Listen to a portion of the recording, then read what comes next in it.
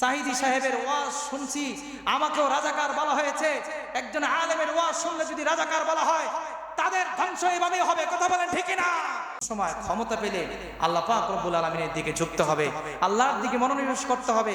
ক্ষমতার অপব্যবহার করলে সাময়িক শান্তি হতে পারে, পরকালে এমন অবস্থা হবে। আহা, আলাইসাল্লাহু বিআহকামিল হাকিমিন, লেখালেখি চলতেছে, আল্লাহ কি বিচারকদের বিচারক নয়? আয় হায় মানিক সাহেব, আপনি তো বিচার করেছিলেন। সাহিদি সাহেবের ওয়াজ শুনছি, আমাকেও রাজাকার বলা হয়েছে। একজন আলেমের ওয়াজ শুনলে যদি রাজাকার বলা হয়, তাদের ধ্বংস এভাবেই হবে। কথা বলেন ঠিক না? এই ব্যক্তি বিচারক হয়েছিল, ফাঁসি দিয়েছিল, রায় দিয়েছিল, আজকে সে কাঠগড়া দাঁড়াইতে হয়েছে। কথা বলেন ঠিক না?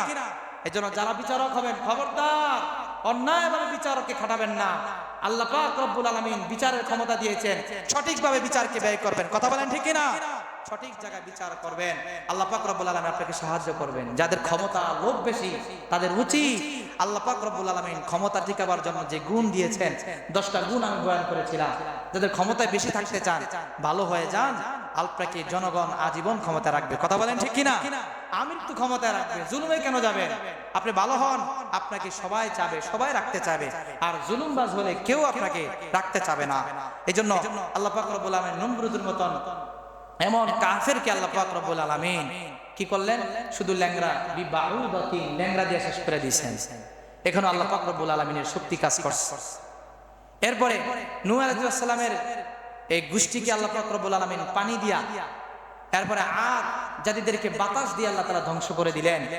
এদের বিরুদ্ধে আল্লাহ তাআলা আসমানি কাফেলা লাগায় দেন নাই, ক্ষুদ্র থেকে ক্ষুদ্র জিনিস দিয়া।